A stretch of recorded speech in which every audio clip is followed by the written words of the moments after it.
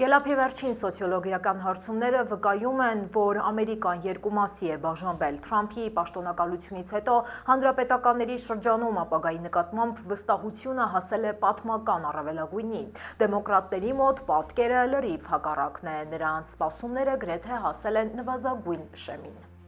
Փենսիլվանիայի եւ Կալիֆոռնիայի բնակիչների տրամադրությունները տրամագծորեն տարբերվում են։ Լոս Անջելեսում, հատկապես Հոլիվուդում, դեմոկրատները խիստ մտահոգված են երկրի ապագայով, բայց հարցվածների մեծ մասը դեռ լիահույս է իր անձնական ֆինանսների հարցում։ Գելափի վերլուծաբանները շեշտում են, կուսակցությունների միջև լավատեսության այս ճեղքվածքը պատմական է եւ նախկինում երբեք այսքան ակնհայտ ու խորը չի եղել։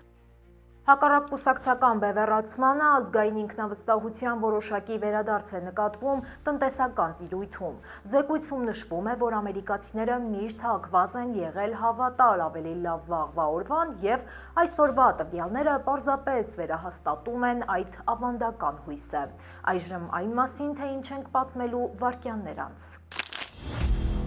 Ինչպես են փրկել 3 երեխաների կյանքը։ ԱՄՆ-ն դիրքորոշումը վերանայում է գլոբալ տաքացում, թե գլոբալ խարդախություն, ովքեր են ինքնակառավարվող մեքենաների վարորդները, Waymo-ի անակնկալ խոստովանությունը։ Մոդեռնայի պատվաստանյութը Ամերիկայում անցանկալի է, պատճառը առողջապահական է, թե քաղաքական։ Ինչպես 20 տարով հետաձգել ուղեղի ծերացումը, խաղ, որը կարող է դեղերից ավելի օգտակար լինել։ Ինչու է անխուսափելի դարձել Լոս Անջելեսի եղջերուների ջարդը եւ վերջապես ով է առևանգել $40,000 հեքիաթը։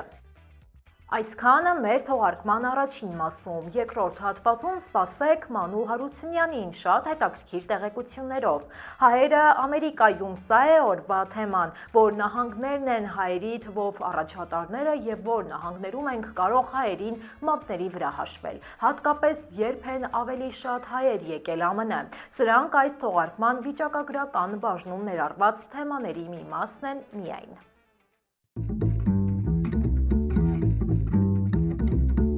Բարև ձեզ, դուք միացել եք Glendale News-ին։ Ես Լենա Կարապետյանն եմ, ինչպես միշտ ձեզ կպատմեմ Միացյալ Նահանգներում տեղի ունեցող ամենաքննարկվող իրադարձությունների մասին։ Մեզ աջակցելու համար պարզապես բաժանորդագրվեք մեր ալիքին, դա լիովին անվճար է եւ ձեզանից կխլի ընդամենը 1 վայրկյան։ Ի դեպ չմոռանաք գրել, թե որտեղից եք հետևում մեզ, իսկ ես անցնեմ օրվա թեմաներին։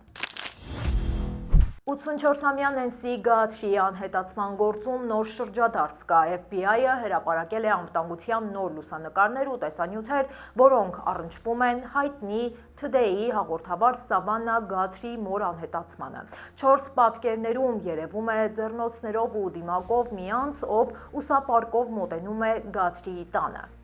Կադրերում հստակ երևում է, թե ինչպես է նա փորձում վնասել դռան տեսախցիկը հենց այն առավոտ, երբ տարեց կինն անհետացել է։ Չնայած Google Nest տեսախցիկն անջատված է եղել եւ չի ունեցել վճարովի բաժանորդագրություն, FBI-ի մասնագետներին հաջողվել է վերականգնել կադրերը։ Իրավապահները դեռևս չեն նույնականացրել կոնկրետ կասկածյալներին։ Նենսի Գաթրիին հունվարի 31-ի ուշ երեկոյան թողել են Արիզոնա նահանգի Թուսոն քաղաքի մերձակայքում գտնվող իր տանը։ Արդեն հաջորդ օրը փետրվարի 1-ի կեսօրին նա պաշտոնապես համարվել է անհետ կորած։ Այս պահին քննությունը գտնվում է ակտիվ փուլում։ Առևանգողների կողմից որևէ պաշտոնական պահանջ դեռ չի ներկայացվել ընտանիքին։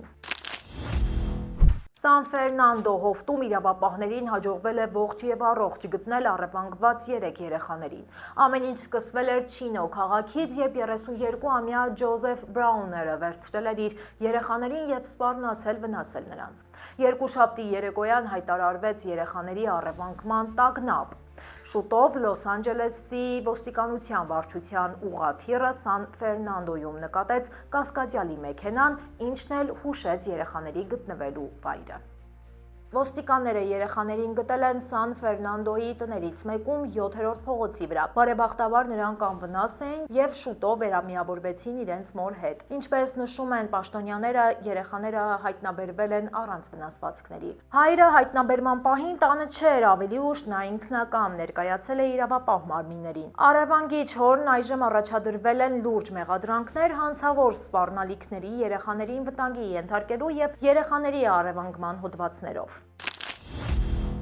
Վաշինգտոնում թեժանում է քաղաքական պայքարը, IC և CBP-ի ղեկավարները ներկայացուցիչների պալատում տեղի ունեցած լսումների ժամանակ պատասխանել են օրենսդիրների մեղադրանքներին։ Դեմոկրատները մեղադրել են գերատեսչություններին ուժի անհամաչափ կիրառման մեջ, հիշատակելով Մինեապոլիսում գործակալների կողմից իրականացված սպանությունները։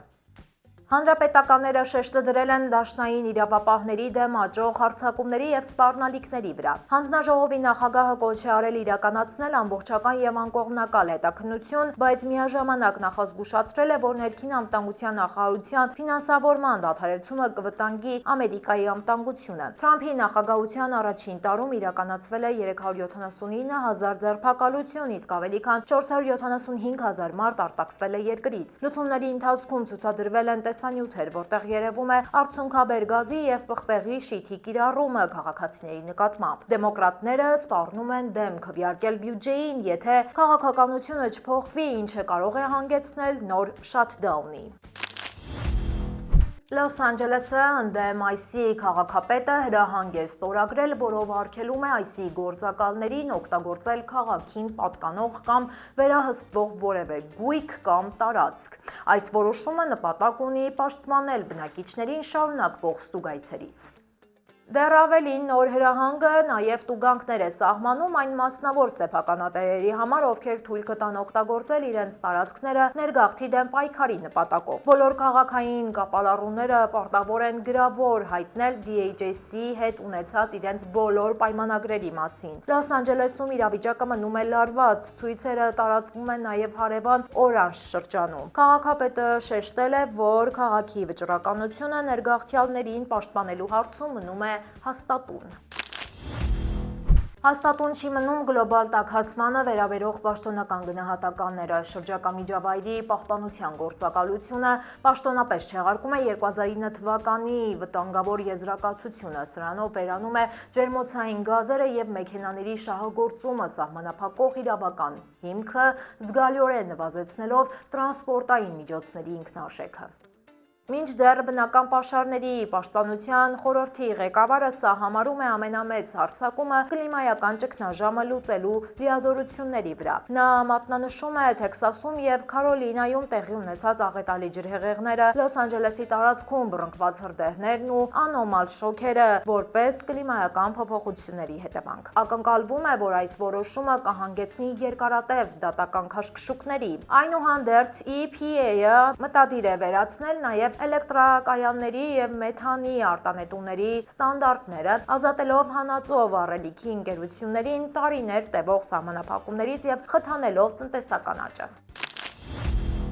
Մեկ այլ խարդախություն կարող է բացահայտվել Waymo-ի գործունեության մեջ։ Ընկերության ռոբոտաքսիները պարզվում է այնքան էլ ինքնակառավարվող չեն։ Սենատի լսումների ժամանակ ընկերության ներկայացուցիչը խոստովանել է, որ արտակարգ իրավիճակներում օգնության են հասնում հեռավար օպերատորները։ Չնայած մեքենաները համարվում են ինքնավար, դրանցից շատերը ուղղորդվում են Ֆիլիպիններում գտնվող պայմանագրային աշխատակիցների կողմից։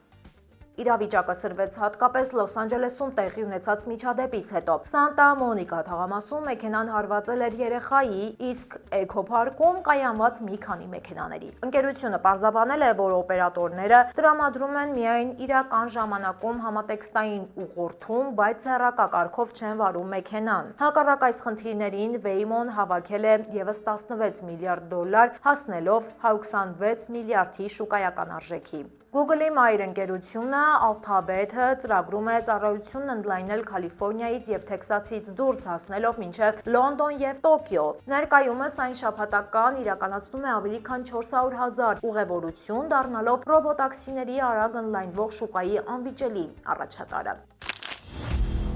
Դեղագործական շուկայի առաջատարներից մեկը հայտնվել է վտանգի տակ։ ԱՄՆ-ի սննդամթերքի և դեղերի վարչությունը մերժել է Մոդեռնա ընկերության գրիպի պատվաստանյութի հայտը։ Այս ընկերության հիմնադիրը Նուբար Աֆեյանն է, թեև անվտանգության հստակ խնդիրներ չեն նշվում, վարչությունը դժգոհ է փորձարկումների մեթոդաբանությունից, ինչը լուրջ ազդանշան է ողջ դեղագործական ոլորտի համար։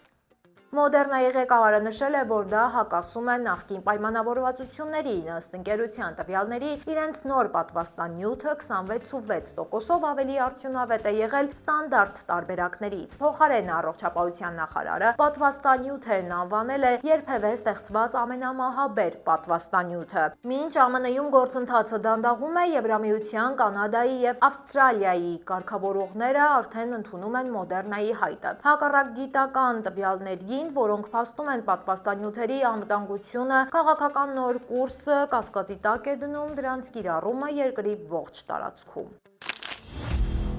Առողջապահության ազգային ինստիտուտների ֆինանսավորված հետազոտությունը բացահայտել է, որ հատուկ վարժությունները կարող են տասնամյակներ շարունակ պաշտպանել ուղեղը ծերացումից։ 23 ժամ տևած մարզումները 25%-ով նվազեցրել են Ալցհեյմերի ռիսկը 20 տարվա ընթացքում։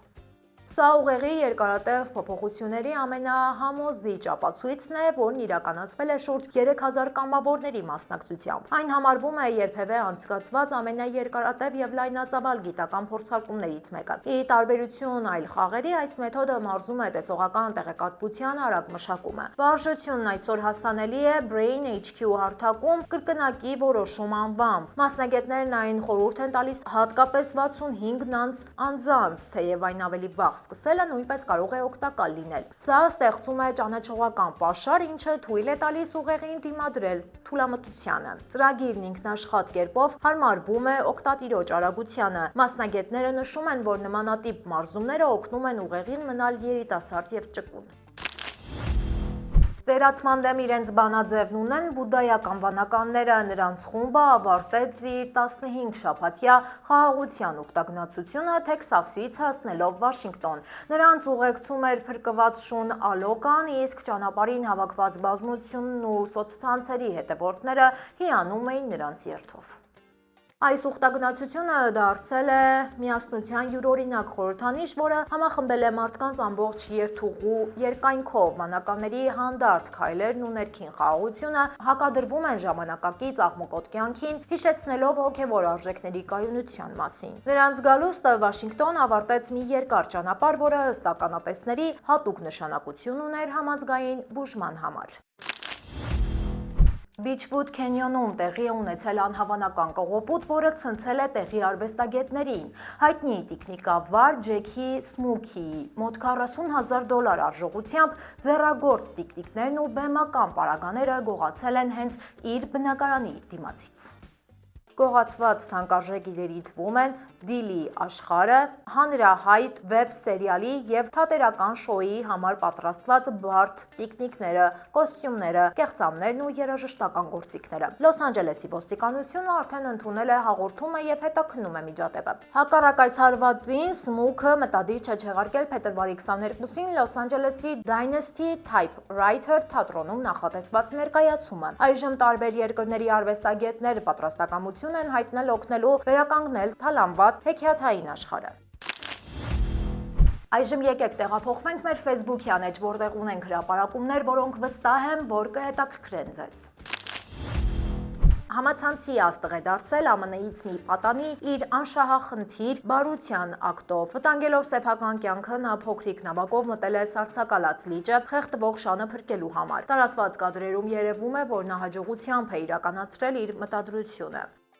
Կալիֆոռնիայի իշխանությունները հաստատել են Լոս Անջելեսի Քաթալինա կղզու շուրջ 2000 ոչ տեղական եղջերուների ոչնչացման աղմկահարույց ծրագիրը։ Կղզու պահպանության վարչությունը պնդում է, որ սա միակ միջոցն է տեղական էկոհամակարգը վերականգնելու եւ բնիկ բույսերը փրկելու համար։ Սպանված կենդանիների միսը չի կորչի։ Այն կտրամադրվի Կալիֆոռնիայի կոնդորների վերականգնման ծրագրին, որպես բնական սնունդ անհետացող թռչունների համար։ Նախքան վերականգնման աշխատանքների լայնածավալ մեկնարկը աշնանը կղզում կթույլատրվի փորձի վերջին սեզոնը, բացառապես տեղի բնակիչների համար։ Օրվա լրահոսից այսքանն էինք առանձնացրել, թողարկումը կշարունակի իմ գործընկեր Մանու Հարությունյանը։ Նա մանրամասներ է ներկայացնելու ԱՄՆ-ում հայերի ներկայության թվում արձանագրվող փոփոխությունների տարբեր ոլորտներում հայերի ներգրավվածության մասին։ Բաց չթողնեք հետաքրքիր մանրամասները։ Բարև ձեզ։ Այսօր խոսելու եմ ամերիկահայերին ամենամոտ թեմայի հենց ամերիկահայերի մասին։ Հակառակ համեմատաբար ոչ շատ մեծ լինելուն ամերիկահայ համայնքը շարունակում է մնալ երկրի ազդեցիկ ուժերից մեկը։ 2025 թվականի տվյալներով ԱՄՆ-ում հայերի թիվը գերազանցում է 1,5 միլիոնը։ Հայաշատ նահանգների առաջատար հնգյակում են Կալիֆոռնիան, Մասաչուսեթսը, Նյու Յորքը, Նյու Ջերսին և Միչիգանը։ Կան նահանգներ, որտեղ հայ համայնքը խիստ սակավաթիվ է։ Ամենափոքր թվաքանակը գրանցված է Վայոմինգում, Միսիսիպիում, Հարավային Դակոտայում, Մոնտանայում և Հյուսիսային Դակոտայում։ Այս տարածքներում հայկական ներկայություն գրեթե չկա։ Հայերի թիվն ԱՄՆ-ում աճել է ալիքաձև։ Ամենաակտիվ աճը գրանցվել է 1895-ին, 1915-ին, 1948-ի տեղահանվածների մասին օրենքից հետո, 1975-ի Լիբանանի պատերազմի ժամանակ և 1991-ի անկախացումից հետո։ Այս տարեթվերը բեկումնային են եղել համայնքի ձևավորման համար։ Համայնքի հզորությունը պայմանավորված է ամուր կառույցներով։ ԱՄՆ-ում գործում է շուրջ 30 ամենօրյա հայկական դպրոցներ և ավելի քան 200 հայկական եկեղեցիներ։ Մշակութային և երիտասարդական կենտրոնների թիվն անցնում է 100-ը, ինչը երաշխավորում է հայապահպանությունը նոր սերունդների մեջ։ ԱՄՆ-ում հայկականության կենտրոնը մնում է Գլենդելը, որտեղ հայկական կյանքը եռում է։ Չենք սխալվի, եթե սա համարենք հայերի թվով երկրորդ բնակավայրն ամբողջ աշխարհում Երևանից հետո։ ԱՄՆ բոլոր վարչակարգերն էլ հայության նկատմամբ ունեցել են ընդգծված վերաբերմունք։ Դրա շնորհիվ Թեքսասից մինչև Կալիֆոռնիա հայերը շարունակում են արարել, պահպանելով իրենց լեզուն ու հավատքը։ Զուգահեռ հայերն էլ իրենց ծանրակշիռ ներդրումն են ունեցել ԱՄՆ կյանքի բոլոր ոլորտներում՝ բանակից մինչև մշակույթ, կրթությունից մինչև տեղեկատվական տեխնոլոգիաներ։ Այսօրվա համար պատրաստել էինք այսքանը։ Հուսամ հավանեցիք հաղորդումը։ Մենք բարձր ենք գնահատում ձեր ակտիվությունը, կարդում ենք բոլորիդ մեկնաբանությունները և ոգեշնչվում դրանցից։ Մեզ աջակցելու համար պարզապես լայքեք մեր տեսանյութը և բաժանորդագրվեք մեր ալիքին։ Կհանդիպենք վաղը ժամը 5-ին։ Հաջողություն։